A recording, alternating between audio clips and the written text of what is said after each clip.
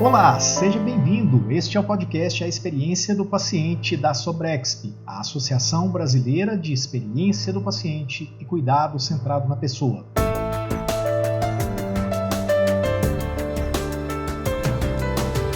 Enquanto estamos preparando os episódios da primeira temporada, você terá acesso a edições bônus com conteúdos bem diferenciados. A cada 15 dias, às quintas-feiras, teremos episódios novos deste podcast por aqui. E para você que ainda não conhece a SOBREXP, anota o site aí, sobrexp.com.br. E sim, também estamos nas redes sociais, Instagram, Facebook, YouTube, LinkedIn. Nosso arroba é sempre o mesmo, SOBREXP, ok? E estando por lá, pode aproveitar e mandar o seu recadinho pra gente. Além destes canais, temos também este podcast que já está disponível gratuitamente em 12 tocadores. Ouça por onde achar melhor. Favorite, curta, compartilhe, comente. Bora começar?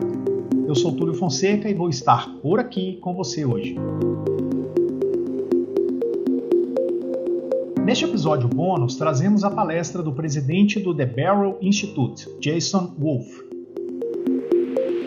O Beryl é uma comunidade global dedicada a melhorar a experiência do paciente por meio da colaboração e do conhecimento compartilhados. A SOBREXP e o Beryl trabalham juntos no propósito de influenciar o amadurecimento do ecossistema de saúde quando o tema é a experiência do paciente. Jason Wolfe é palestrante respeitado, autor e líder de pensamento sobre a melhoria da experiência do paciente, de cultura e mudança organizacional e da manutenção de alto desempenho na saúde. É um líder visionário, conhecido por construir parcerias globais e catalisar esforços para a melhoria da saúde. O tema da palestra dele é Global Perspectives on Human Experience. O conteúdo está em inglês, mas se você preferiria ter acesso a essa palestra em português, aguarde, pois teremos novidades em nosso canal do YouTube. E você vai gostar muito de saber que o Jason fez questão de iniciar a sua palestra falando em português. Ele realmente queria celebrar um momento histórico registrado pela SOBREXP ao realizar o primeiro Congresso Internacional no final de 2022. Vamos lá, mas antes de começar, eu queria que você nos desculpasse por um ponto. Infelizmente, tivemos um problema na captação do microfone do Jason no final da palestra. Você vai notar que o áudio ficou aquém do que você merece, mas devido à qualidade do conteúdo, a gente decidiu, mesmo assim, produzir esse episódio. Preparado? Então, sem mais delongas, vamos lá!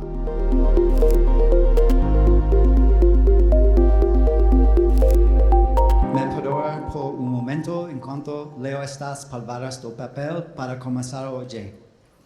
E peço desculpas por não poder fazer toda a minha apresentação em português. Eu irei um dia, Mas acho importante honrar e celebrar este momento histórico desta forma. Em primeiro lugar, quero agradecer a gentil apresentação, mas ainda quero agradecer a você e a toda a equipe de SOBREXP que está fazendo a história acontecer hoje. E para cada de vocês aqui, vocês também estão fazendo história hoje, aqui e agora. O compromisso de transformar a experiência humana não é um empreendimento pequeno. Enquanto para aqueles de nós que escolhem estar nesta sala, para esta conferência, sabemos que é coisa certa a fazer, que acreditamos que os cuidados de saúde podem e devem ser mais centrados no ser humano, equitativos, acessíveis e eficazes. Também devemos reconhecer isto não é fácil de fazer. É preciso trabalho, vontade de ser vulnerável, a aprender, generosidade para compartilhar, senso de esperança, vontade de sonhar. E isso são o que realizamos aqui. Nos reunimos nestes poucos dias. Honramos os 365 Dias de año en que todos trabajamos para mejorar a saúde. Para mí es humillante estar nesta sala de gigantes. Aqueles de coração gigantes. De mentes focadas e el más capacivas. Escolhemos esta jornada não porque seja fácil, mas porque sabemos que o amamos para os outros aqui hoje. Pensamos em nossos colegas e comunidades, nossas famílias e amigos, em nossas cidades, vilas e aldeias. Cada de nós sonha como é que é possível. E juntos nos comprometemos a tomar medidas que enviaram ondas de mudança ao redor do mundo. É isso que me traz aqui. Para viver e aprender com você. Para inspirar e ser inspirado. E saber que nestes poucos dias acenderemos a centelha para uma melhor experiência humana em tudo o que fizemos. Por isso, sou eternamente grato e espero que o mundo tenha pessoas como você, como nós, e aguardo com expectativa a jornada que temos pela frente. Vamos lá.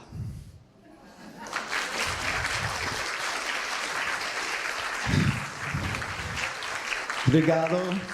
Bom dia. Now I'm going to speak in English. I hope I didn't call everybody a purple goat or something like that. It is truly an honor to be here, humbling to say that I got a little emotional seeing how young Marcelo used to look. I don't know. But this has been a journey. But it's not a journey about what you saw on the screen. It's a journey about what each and every one of us that chose to be in this room traveled to be here today. Because as I said, today is the start of something. Whatever that might be.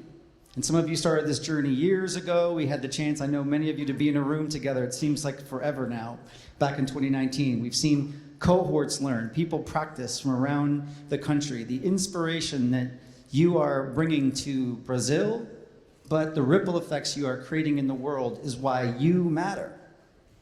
I was saying at dinner last night that as a result of these days together, healthcare in Brazil will never be the same. And it should be that way. So congratulations and thank you to each and every one of you. See, when I was young, I had a chance to go watch football matches. There was this team where I grew up, the New York Cosmos. Anybody here the New York Cosmos? Does anybody know who played for the New York Cosmos? There's this little guy, if it's gonna click, which one do I do? There we go. This is a guy, Pele. He's a little older there as well. But Pele said something really important that reminded me about today. And not just the fact that Brazil is gonna win, yes? But success is no accident, right? It is hard work. It is perseverance. It is learning, studying, sacrifice, and most of all, love of what you are doing and learning to do. See, you didn't choose here because this was a convenient choice. You came here because something spoke to you inside, because you believed in not only what you do, but you believe in the people that you can impact through this work. And as we learn together, this is no accident, but this is the possibility that we have in our time together. So I'd like to start with this idea, like our humanity, right? My humanity is bound up in yours. We can only be human together. And I'll ask you a couple times today, how many people here are human beings? It's a tough question, right? But I mean, when I travel the world, I've been very fortunate that no matter where I stand, I can ask the question, how many people here are human beings? So let me ask, how many people here are human beings? You usually get a 100% response rate on that one. Only one time not. I'm not going to share that story yet. But it is our humanity that binds us. It is the opportunity to come together that really guides us. And that becomes such an important part of our work together as well. You know, this idea of humanity, of humanidade, it really brings us to some core ideas. It's about being compassionate, right? Compassivo. The totality of human beings. See, humanity is not just about something bigger. It's about each and every one of us. See, when we think about the totality of human beings, that can only mean that everyone in this room matters. The choices that you make matter. That interaction that you help influence or you create in your own healthcare institutions matter. That small little ripple, while you might feel like you're swimming upstream, is making a difference in one life, which will touch another, which will touch another. So think about today as dropping a pretty big pebble in the pond, a ripple effect for humanity. And that's what brings us together today. And I'm so grateful for the work that SOBREXP did to make this happen. So I want to tell you, because it's important that we understand this as human beings, as we look at the research, as we study, as we think about just what's important to ourselves, I think there's some words, 3 words that I've become really tied to, and I think it's important to acknowledge today. You know, yo te vejo, right? I see you. Look around, right? And look at the person next to you. I see you. It's not just simply for sight, but it's like, I understand you. I respect you. I listen and I act on what's important to you. I see you. And I see you today, making the choice to be here about what healthcare can be as well. And that frames a bit of our journey. Because when we think about what this means, you know, there's a world out there, right, that has millions and millions and millions of stories. There's hundreds of stories in this room. But when we begin to think about what's important, when we begin to think about the, you know, Experiência humana, it really is about this sample size, right? The N of 1. That one story, that own story, that listening to that person in front of you that matters. And we have to understand that it's not just some data points on a chart or some scores on a survey. It really is about the sample of that one person in front of you, one person, personas a personas, human beings to human beings. And to me, when people ask me this idea, what's the secret to the experience formula? So there's really not one. It's about making a choice. It's about making the choice around how you show up, how you want to be with that person in front of you, what really matters, and listening and engaging. You know, I see you. Hi, Anna. And I see you. And what I believe in all of that is that it is about thinking about what it means to make that choice. You made a choice to be here. Let me ask a question. This is a tough one I like to ask a lot. How many people, you know, you were coming to the Congresso today, yes? How many people here brushed your teeth before you came to the Congresso? I'm just checking. This is usually when people start to move seats, just in case. You can switch if someone didn't raise their hand. See, we make choices. Sometimes we don't think about it. You didn't get up in the morning and your checklist say, brush teeth because I'm going to a Congresso. But we make those choices as human beings. And some of them are more automatic than not. And we have to begin to create this idea of how we engage with each other in humanity, automatic in that way as well. You see, when you get to the definition of choice, it's about freedom. It is about the freedom to make those choices. It's about the idea that I can choose. But when you get even deeper into that idea of choice, when you go to the roots of it, it's about being loved.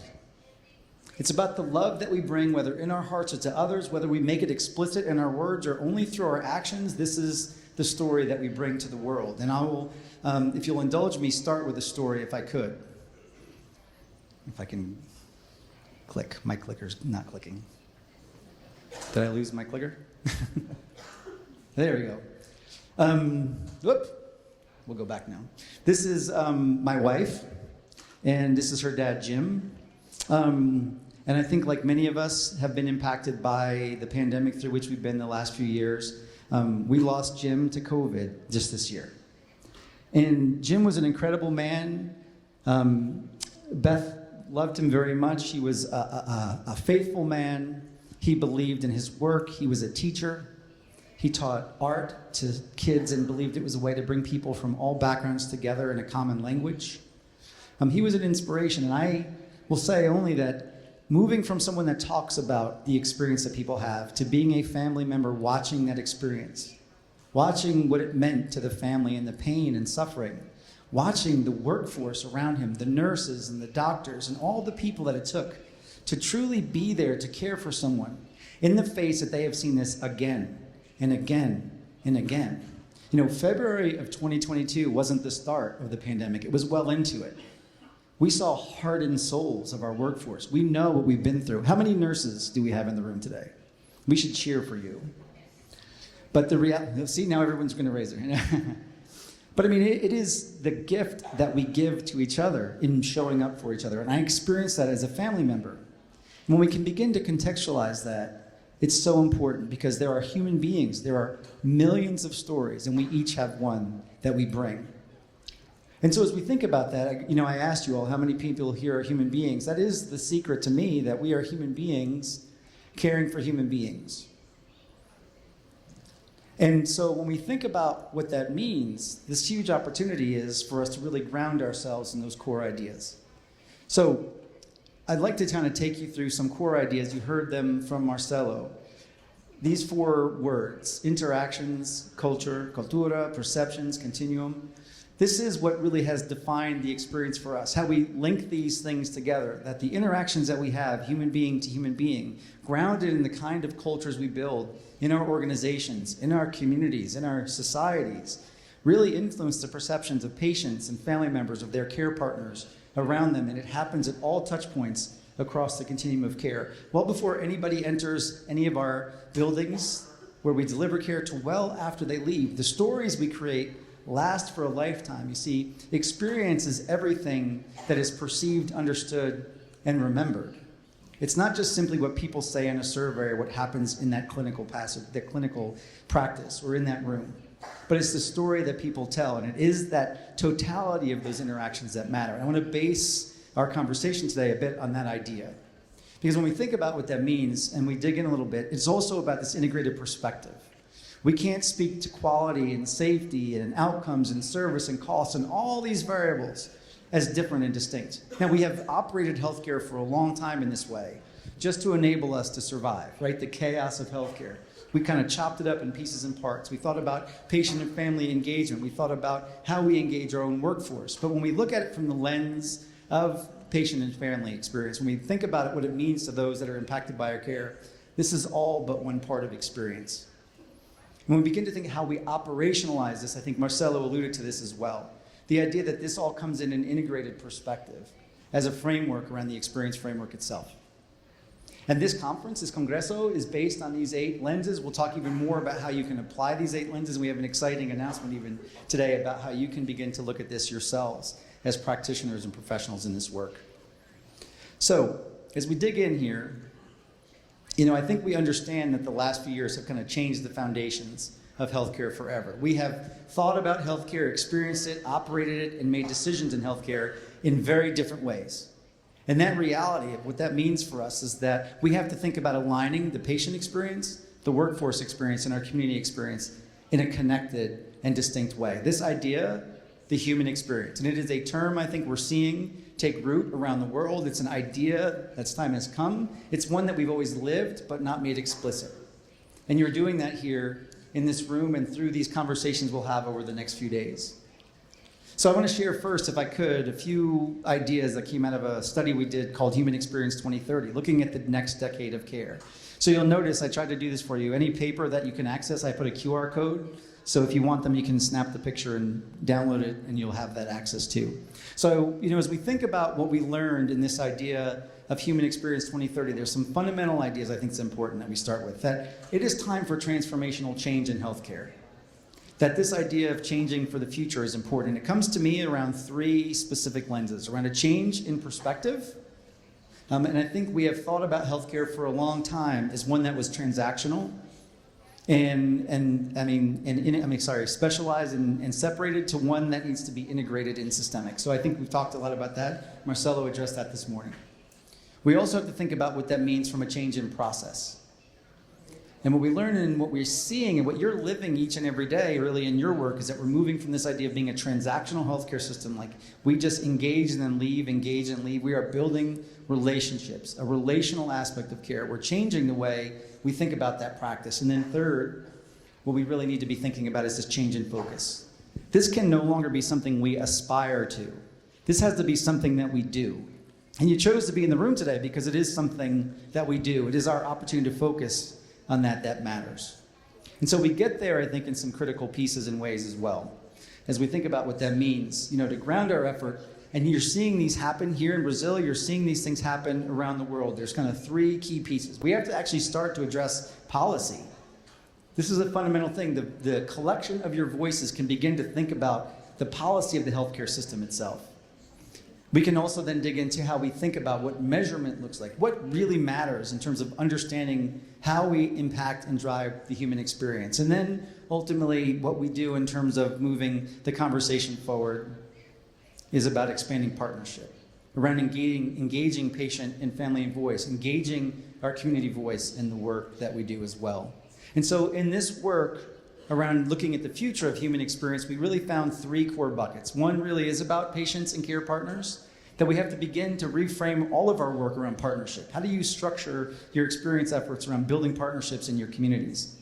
And how do we move beyond just sort of a generic experience idea? And we're going to see this more and more because we see this from consumers and so many other industries as well, what I call a precision experience. How do we personalize everyone's encounter in a way that makes it both manageable but impactful? And so we have this opportunity to really begin to think about how we use real-time data and actually decision analytics to meet the needs of that person in front of us. I see you, right?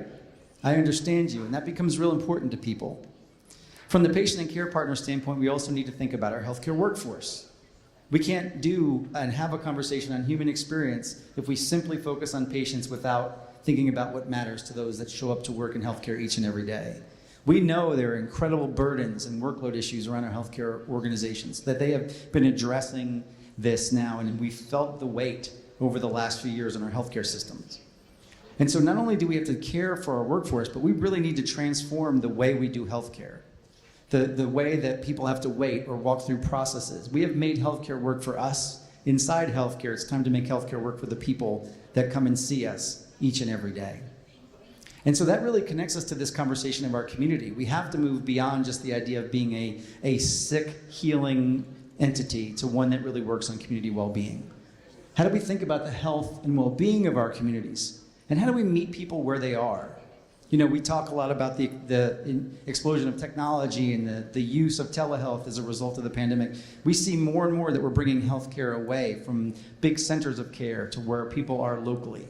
And that idea of meeting people where they are becomes so important to this idea of caring for our communities as well. So when we link all those things together, patients and care partners, workforce, and our communities, it really lends us to a model of human experience that we see evolving around the world. This idea that when we begin to align these ideas, patient experience, the sum of all interactions, the workforce experience, and our community experience, we are now thinking about the totality of human experience. And I think it's important that we acknowledge this isn't about moving beyond what patient experience is, but it's around building upon what it ultimately is about. So when we begin to think about our efforts, they're not isolated actions independent of one another, but ultimately the way in which we connect with one another and doing that in a bigger and more impactful way as well. So as we think about what that means, if you'll indulge me in another story about my father-in-law, Jim. We were at the hospital. They called us in, and I think like many of us that had experienced this, you know, limited visitation or maybe one person at a time, those sorts of things. They said it's time for the family to come. And so we were there, my wife's family and a bunch of us, we were standing outside, sort of in the waiting area outside of the COVID unit, sort of in a circle. And this physician, she comes out and she kind of gets in this circle with our family and she puts her arms around my brother-in-law and my mother-in-law and stands there and says, hey, I want to be really clear on what's happening. We've done everything for Jim that we can.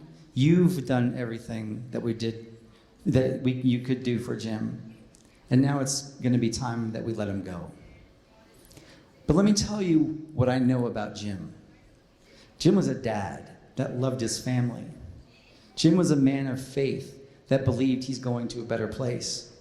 Jim loved teaching and his kids that he taught because he saw the world explode in their eyes around what was possible. Jim was an avid runner who always wished his kids ran more. But he is okay. And he told me he's okay. And we're going to miss him very much. And as I looked at that physician, you know, of course, Mr. Experience guy, I'm like looking at the whole thing as well, both crying and assessing. And here's this physician who you know has not had to do this like a million times, right? This is probably the 100th time she's had to sit with a family in a circle and let them know they were going to lose their loved one. But what did she do? It wasn't about the disease. It wasn't about the diagnosis. It was about the human being. And to see that physician care, you could see the whole tenor in that circle of family members change. Acknowledging that loss was coming, but feeling like they were seen. I see you. That's why you matter. And it's those kind of conversations helping all of the professionals and practitioners in healthcare understand they can have those moments. Those are not moments that cost us time. Those are gifts that give us more. And that is the huge opportunity that I think we have in having the conversations that we have at this Congresso as well. So when we think about what that means from the standpoint of that, I want to challenge us then to think about this declaration for human experience itself and what that calls on us to commit to do. I'm going to ask you to take that commitment as well. You do this in your work each and every day, but I think it's important that we refresh it for ourselves from now and then.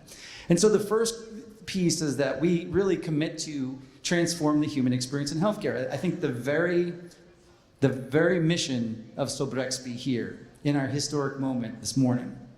But that we do it first and foremost on this same idea. Are we all still human beings? Yes? We haven't fallen asleep yet, so that's good. We're still human beings, and we will continue to be. And so on that basis, we have to make some specific choices. I think first we have to deal with the community issues. We have to address the issues of racism, prejudice, disparities in our own healthcare systems, making care equitable, focusing on what matters to people. If we don't acknowledge that there is still difference and distinction in the way we deliver care, and I've seen this in every place I've stood around the world, that we are missing something to actually bring human experience to every human that deserves it. And I was very fortunate, as Marcelo alluded to, when I was on one of my very first business visits to Brazil. This is at the Community Health Center in Paraisópolis. And just so happens these were the children at this health center, right? There's a comprehensive health center that was committed to caring for the entire needs of that community, not just getting people better, but making sure their kids had vibrant lives, teaching moms to cook and change diapers, giving dental care and emergency care, providing a place for the kids, a safe space. This was just after we actually played a little football here in the side here, and I was a little sweaty, you can't see. But the reality is that we give hope when we commit to true health, well-being, and human experience. It's not just simply about what people do when they come into our hospital or our building, but it is the impact that we have to commit to breaking down the barriers of disparities and caring for all human beings in our communities as well. The second piece that I think is really important is that we have to address the needs of our healthcare workforce. I think this is a given. I think if we didn't even acknowledge, we probably need some group therapy in the room. I say those of us that have worked in healthcare or been impacted by healthcare also feel this. We felt the burdens, we feel the stress, and that's okay. But we have to be okay talking about it, understanding it, and then working to do, not only here, as we say, reaffirm and re-energize purpose, but I believe it's important that we take time to heal. So if you think about the conversations even that you have over the next day or two with each other, how does it help you rebuild just a little bit? How will it help you heal just a little bit more? This is your time. I see you. And the chance for us to really build that becomes really important in our conversation as well. When we were here, there's a young Marcelo again, we were here visiting during one of my visits, and this is the employee house at Hospital Sírio-Libanês, and it was an amazing opportunity. This was kind of pre-pandemic, the ability for people to come together and care for those, knowing that our workforce works hard, knowing that they need help. And in this employee house, you could do everything from getting your hair cut, which I do often, to getting massages, to getting support. And all of these things were provided to let people know, I see you. You might be an employee in our workplace, and you're providing care for our community, but I see you, and I'm going to care for you as well. And then I would say the third bucket that's really important is that we focus and maintain what matters most. You heard Marcelo talk about what matters to you. And this idea of what matters and listening for what matters to say to our patients and family members, their care partners, I see you, becomes so critical. There was a story I was told as we were doing one of my visits. This is the palliative care oncology unit at Sírio-Libanês, and I was told a story by this team about a mother who was on the palliative care unit that knew she was in her last days of life. And they asked her what was important to her. And we would assume someone that's in cancer care, they need pain medicines, we want to make them feel comfortable. When they asked the question, you know what this mom said? I want to celebrate my daughter's 5th birthday. And so this team did whatever they could from a structural standpoint, a medical standpoint, to make sure that they could bring that daughter in and have their 5th birthday with her mom. And so she did. She sat there and she held her mom's hand, her mom barely breathing, but able to know that she was able to be there for her daughter's 5th birthday. Now, a few days later, unfortunately, this mother passed away. And as the father told the story, his daughter, like a few weeks later, tugs his shoulders and says, Dad, I want to go there. And he's like, where do you want to go? She's like, I want to go back to the hospital. And so he says, well, why would you want to go there? We lost Mom, there's pain. I don't know why you'd want to do that. And she said, please, Daddy, let's go. She grabs a backpack, off they go, and she runs up and finds the nurse manager here and kind of pulls out from her backpack like a pile of notes of thank you. Thank you for my mom's birthday party. Thank you for inviting me to come. Thank you for being there for me.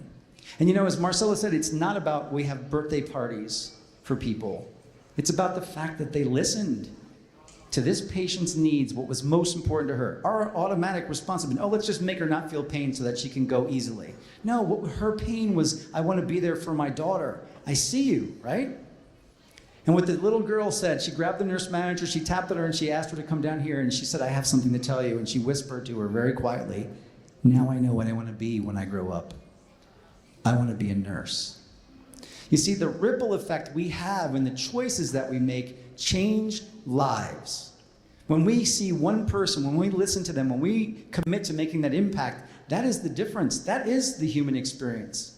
We can put all the processes in place, but if we don't move from transactional to relational, if we don't begin to get integrated in our perspectives, if we don't begin to think about being active versus inspirational, aspirational, then we miss the chance to impact these kind of lives. I will tell you one thing. When I need health care at some point in my life, I'm going to come down here and find that little girl because I know she will be the best nurse you could ever ask for. And that's what we create through our actions and through our efforts. That's the opportunities that we create in our work overall. And so when we ask consumers, when we ask patients and families what matters, this is what they tell us again and again and again. Listen to me. Communicate in a way that I can understand. Provide a comfortable environment for me and treat me with courtesy and respect. Give me confidence in your ability. See, people choose us because they believe that we're healthcare, right? That we're going to provide quality, safe care. They expect that. The same way if we get in a plane like Carol and I did coming down here, that it's going to be a safe, quality flight. We don't expect that today's the off day, right?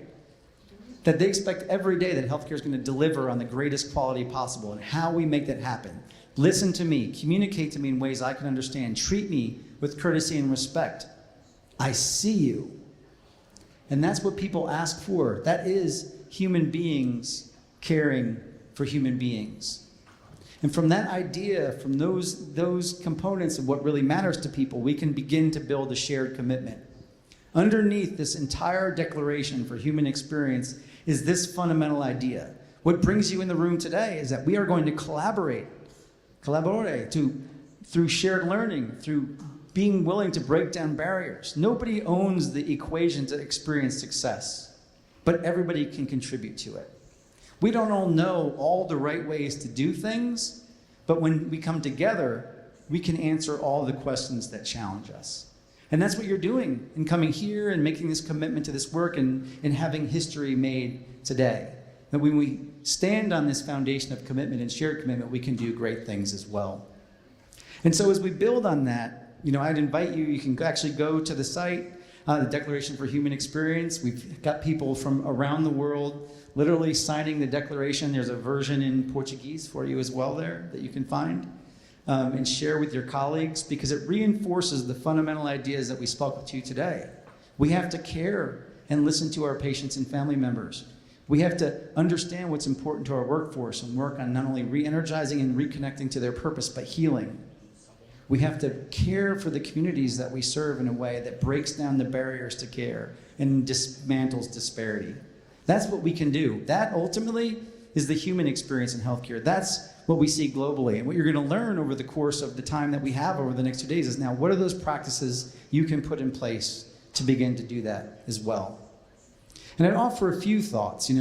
While our commitment is global, your actions must be local. I loved seeing the map, Marcelo, that you put up of all the different participants and people making an impact in states around Brazil. Now imagine if we expanded that to the world and you begin to realize that right now I can tell you that in 200 plus countries and territories around the world, somebody is doing something about the experience they provide in healthcare. We are not alone in this work. You are not alone. Simply in looking around this room and saying to each other, I see you, and I also might need your help sometimes. Find a new friend, make a new connection. My hope is, and my challenge to you all is that before you go home tomorrow, wherever home might be, that there is a person here you never thought in the world you would meet, and they will be your best friend for life in helping you be successful when you get back to work next week. So find that person that you never thought you'd meet. See, when our actions become local, that's where we begin to create those ripple effects of change, the potential to make dramatic and impactful outcomes for our communities. And I think what you'll do here for your country as well. And so, there is no power, I love this quote from Margaret Wheatley, a change greater than a community discovering what it cares about. As much as we know, and I think as much of the work that's been done to get SOBREXP to today, it's going to be at a different place when you leave. Because you're going to discover more and more together what's ultimately important, what's possible, what can be changed. And so that ability to take that shared knowledge, that collaboration, that effort, will be critical to this idea of what human experience is moving forward as well. So Marcelo likes to reference this point a lot, and it's one of my favorites. I wrote a piece in 2016 called The Experience Era is Upon Us. And there's a number of suggestions in there, but I want to highlight one because it's relevant to moments like this. If we, in this work of impacting the human experience in healthcare and transforming the human experience around the world, are not willing to do this, share wildly and steal willingly, then we have missed our entire purpose for being here. There are no secrets to experience excellence, and we should not be holding them to ourselves. But we also have to be okay and be vulnerable enough to say, I don't know how the heck to do that. I'm going to take it from you, borrow, even steal. In a good way, right? We're not going to pick people's pockets, right? Because we're generously giving it to each other, but we have to be willing to open ourselves up to both deliver on the things that matter to us and absorb them from others as well. So I hope people think as we move to this era of the human experience, that this becomes a mantra for you. What can I share with you today? I see you. What can I borrow or steal from you to make you better and do what I do tomorrow? To see too. And that becomes a foundation of action, I think, for all that we can ultimately accomplish together. So as we think about how we move that forward, I want to share some knowledge, some general framing that was created by our Global Council. Marcelo is one of the co-chairs of our Global Council, represents 6 continents around the world, focusing on the experience. And as we did the inquiry and we asked people what really mattered, they built out the fundamental building blocks of ultimately what connects us. The ability to drive human experience excellence. And these are some fundamental building blocks that you can begin to think about what matters in your own work, in your own organization.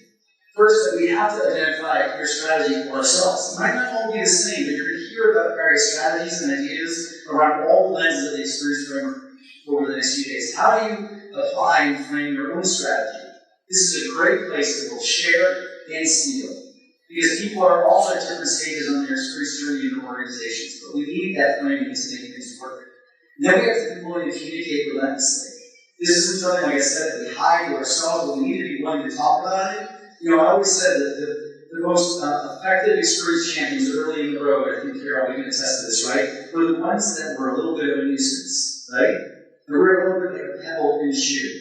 We should be focusing on this. This is a critical thing. This is about how we get better outcomes. This is about how we manage costs. This is about how we care for our community. So communicating relentlessly both about what experience should be for your organizations, but then communicating relentlessly in all that you do in your experience work is a fundamental idea and building block that we think is so important as well. And then as we think forward, it's about caring for those who offer or support care. we have to then care for our workforce, even before we start delivering on our experience promise in organizations. If our workforce doesn't feel cared for, then we can never truly provide the experience that people deserve. And in particular, right now, I think we know our workforce feels drained. So we actually have to be, I think, more mindful about how we communicate experience strategy. Because you could go now to any one of our institutions of care, whether we're a surgery center or whether we're a physician practice or a hospital, and ask the workforce training, and be like, I am too tired to have to deal with this stuff right now. And I think we wouldn't be surprised by that. So we have to be mindful that experience doesn't just become something else we ask people to do. Something that they can check the box, because when you think it's something people have to do, it's something they can actually say, I don't have time to do this. Now, I'll talk about this later, but it really becomes about caring for our workforce in a way that experiences who we are as organizations as well. And then the next thing that we will build on, don't want to get it myself. Again. Oh, I'll go back now. We have to engage leaders at all levels. So let me ask you, how many people here in this room are leaders? People in this room are leaders. Many people in this room are leaders. People in this room are leaders. People like that. So this is the idea, right? That in your organization, you should be able to ask that question and make sure that everybody raises their hand. Because I've yet to see someone in healthcare, no matter what position they play or what role they have in an organization, and not be responsible for that human being interaction, that one interaction they have. They don't go ask for permission or how to encounter the patient or family member they see walking through the lobby. They do something about it. We have to help people realize they are leaders in this work, each and every one of them, and provide them the skills and the ideas that make that matter, that ensure that matters as well. When we have to invest in formal learning, I think the formal learning you do here, and there's amazing learning programs being offered through Brazil, and that's to formally train people around what this is ultimately about. You'll hear some of that even as Carol shares tomorrow about what it really means to not only develop leaders, but to really formally ensure that they have the knowledge and expertise that they can have an impact as well. And then what we talked about in this work was, there you go. Thank you. Elevate their commitments and partnerships. So this is again what we talked about, really engaging in work with our patients and family members and what really matters to them. And then the last three things is we need to measure in a way that we can share openly. This should not be about just like for the survey. But how do we measure what we do and experience in our own organization? There's an incredible effort going on right now through the global community to develop a set of global experience measures that we can actually begin to measure healthcare institutions anywhere we stand in the world in a way that enables us to actually begin to identify better good practices. And so this is an incredible effort underway right now, and we're really excited about where it's leading. We have to be willing to do that and share that in an open way. And then, as we talked about, this idea of how we champion equity and addressing differences has to be a fundamental part of our strategy. The last of these 9 boxes that we discovered through this work is really this. That we have to understand the experience excellence. This commitment to human experience isn't just like a check the box and I'm done. There's no moment when you can get to the end of this strategy and say, well, we did it, yay! Which I guess is both exciting and exhausting, right? Because you realize there's not like a day you can just kind of say, okay, stop. There was a CEO, when I was doing practice a long time ago now, David Feinberg, who was at UCLA Health. And he said to me this, as we were rounding different patients, he said, you know, it is when we find that patient that deserves any less than the one that came before us, that we can stop. And can we ever say the next patient deserves any less, the next family member deserves any less, the next community member deserves any less, the next peer or colleague in the workforce deserve any less than they don't? This is a journey. We're never going to get to the final point in this, which in some ways can feel completely overwhelming, right? But the reality for us is that's why we need support groups, that's why we need community, to rebuild, re-strengthen, and repurpose ourselves and move forward. The journey never ends, but it's the journey that makes this so exciting as well. And so if you think about the impact of that, this is where we begin to see that journey.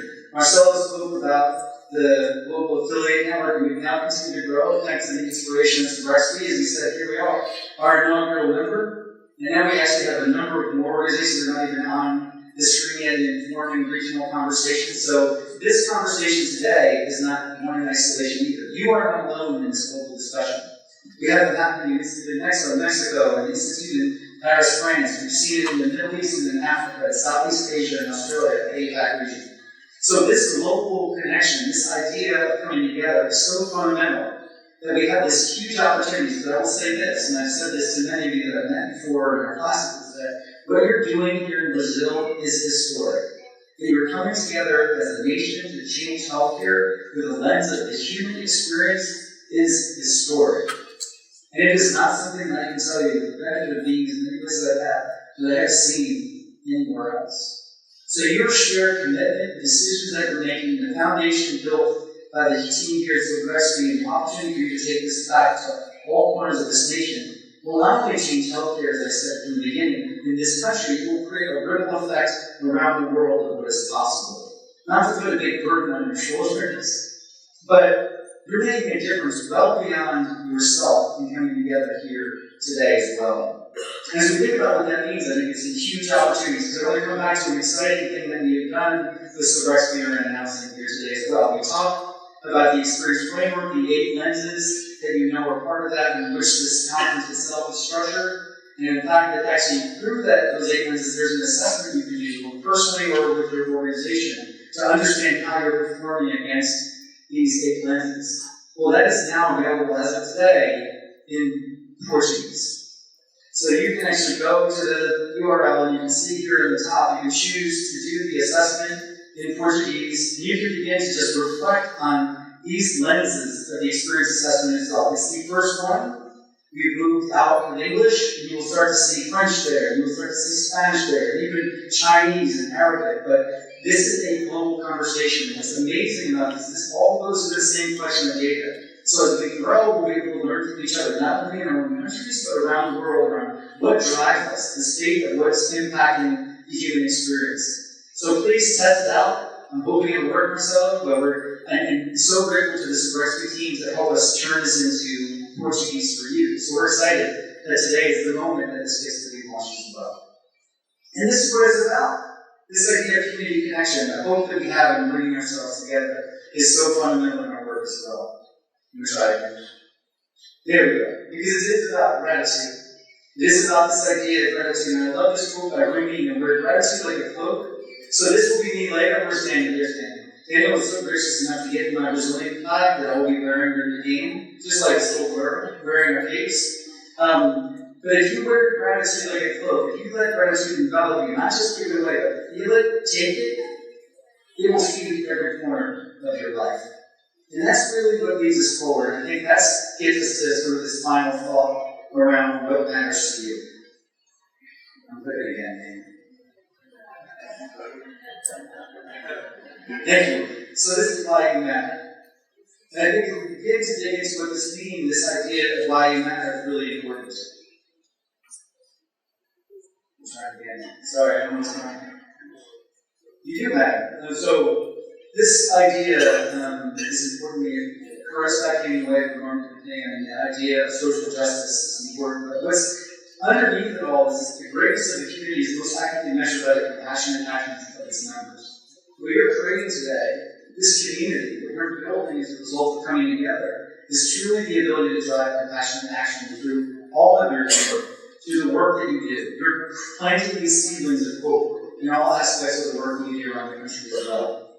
And so if you think about that and what that means, I want to come back to a story, if I could, about my father-in-law, Jim. So we're now at Jim's funeral, and my brother-in-law, Tim, gets up in front of the room and says, you know, I wasn't sure I was going to tell this story, but let me tell you a story about my dad. You know, he was a runner, as I shared before, in a position you can noted in. He loved to run road races. He was a pretty good runner, Jim was. And he encouraged him to go do a road race in the road. And they did this thing called the popsicle stick 5K or something like that. And so Jim ran the race. He did really well. He finished like 7th in the race. And he ended up, at the end, they gave him this really cool popsicle stick with the number 7 on it, right? But they also had kids, 1 mile, 1K run that day. And so Tim got there.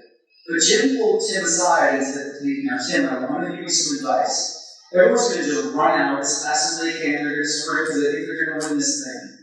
And don't do that. Just listen for my voice. Go in there, run your pace, don't get too far behind, and then when you hear me, you run. And Tim's like, oh, okay, Dad.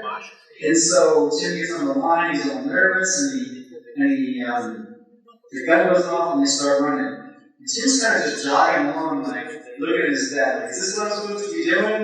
And all the other kids are like running out ahead of him, like, ah. And there's Tim just kind of, jogging along. And he's like, is this right, Dad? Because he's watching the kids, and we all want to be at the front, we all want to run fast and catch up, right? Well, Jim's like, no, just keep your pace, keep your pace, keep your pace. And Tim's running along, and also he just hears his dad yell, run, Tim, run! And Tim's like, I just felt this spark, and I started going, past another person. What happened? Tim won the race. Tim won that race. And the funny thing is, he told this story, he said, you know what? At the end of the race, they came over and gave me like a big trophy. And all my dad got was a popsicle stick, right?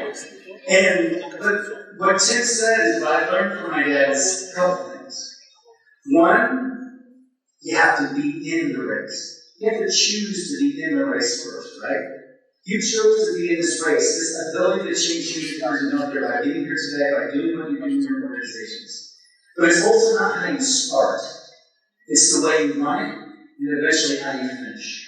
See, everyone's going to run out and get ahead and get far ahead and try to win the race, but they get exhausted. They don't win. We have to pace ourselves. We have to be thoughtful. And if we do that, if we listen to each other, if we listen to that voice that tells us when it's time to run, we will be successful beyond what we thought was possible. And that is the opportunity that we learned from Jim. That was the gift that he gave us as he left us this year. But what he taught us was this idea, right, that when we think about it, it's about that idea of freedom we talked about. We have the power to choose how we run the race. It is about that power of love. It links us together in terms of what we believe is possible. And that's what this whole idea of the human experience is based on. It starts with you. And this is why you matter. This is my challenge to you. You're going to learn all the tactics and the ideas of how to implement this and the things to do. But the only way those things are successful is if you give yourself the permission. If you run the race. If you think about how I, as someone that believes in this word, is going to make a difference. Not only alone, but in connecting with all of these people around me as well. So you have to lead with purpose. What is your purpose? What drives you each and every day? And then from that, how do you choose? Use that power of choice wisely, making choices that matter to you and to others around you. And then how do we dig a little deeper and move into the conversation of love? This is just anticipation, right? But we have to love with abandon and be willing to give ourselves to others in that work. And then, as we talked about, be in the race, and how we run it, not just how we finish, but how we run that entire race. And ultimately, what I think is most important when we're doing the time together today is giving this gift of compassion. But you don't want to give it to others. Excuse me. Wow, we're really getting ahead here, man. We're bringing it back. You're giving it not only to others, but to yourselves. When you choose to come here today, whether you were conscious or not, you're giving yourself a gift. You're giving yourself a chance to be present, to learn. In a time that we have been through, we have to be willing to show ourselves as much compassion as we can others. Because if we don't, we can't actually give it away. So I see you, and that's important as well. Because when we think about what that means, as we think about what matters, I guess I'm going to run in things there. Because I had a coach. I ran track, and I grew up in New York, and we lived in where there's big hills. And his name was Mr. McGinley. He was a sergeant from the U.S. Army, and very big, tall guy, wears a baseball hat. He was not no joke. And he would take us in his little pickup truck, and he would drop us at the bottom of a hill like this, and then he would just drive up to the top of the hill. And we were like, okay, what is going on here, right? And then we would just see Mr. McGinley way at the top of the hill, and he would just yell, run! So we would just all run up the hill. We'd stop at the top and look at him, and he'd go back and do it again. And we'd get back to the bottom, like, and we just run! We run to the top of the hill, we'd stop, he'd look at us all, shake his head, and he'd go back and do it again. And we kept doing this again, and again, and again, and finally, we some wise guys were like, if we keep running past him, he can't tell us to stop, he can't tell us to do it again. So we ran we ran, we get to the top, we smile, and we just keep running on by until we get there. And also we hear this, stop! We're like, uh-oh, we're in trouble now. And he looks at us all and he said, okay, boys, that's exactly what I wanted you to do. Everyone else is going to stop at the top thinking they got there. But it's those that choose to run over the top that are going to actually make a difference. What you're doing and being here is choosing to run over the top.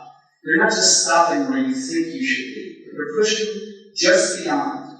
The people that stop at the top, they'll still be there. You'll look back and see them one day, but their chance, our opportunity, the human experience needs us to run over the top. There are people walking by this building right now whose lives will be impacted by the choices we make and the things we learn today and tomorrow. And they deserve that. But the only way they get that is our willingness to run over the top. It is why you matter in this work. And that is our opportunity, I think, and our possibility in all that we do as well. So, I'm going to try slow motion. As I was saying earlier, really this idea of experience is not something we do, but it is who you are. It is that idea of choice that we make. Choice, like I said, to be here, this historic moment, the opportunity to think about the fact that it is the way I show up. It is your willingness to go back to your organizations on Monday and say, I see you. And let people know why. Tell them what's important. Help them understand why you respect them and the impact you think they can make. You know, if experience, like I said, is just something we do, if this becomes the next checklist of things we have to do in healthcare, people will check the box or tell us they don't have time because there's a lot of other things that we have to do. It can't be about what we do. But I will say that what we are doing is changing healthcare with an unwavering commitment to the human experience. That's my hope for you. That's my dream, all that we've been making possible. That is why it's been such an honor to be able to come and be so welcome here in Brazil and see the impact you've made. And to reflect back that I can tell you, you're doing something that the world has not seen. I see you. And you know what else I think we're going to see today is something very important that I'd like to share with you as well. I don't want to push too far.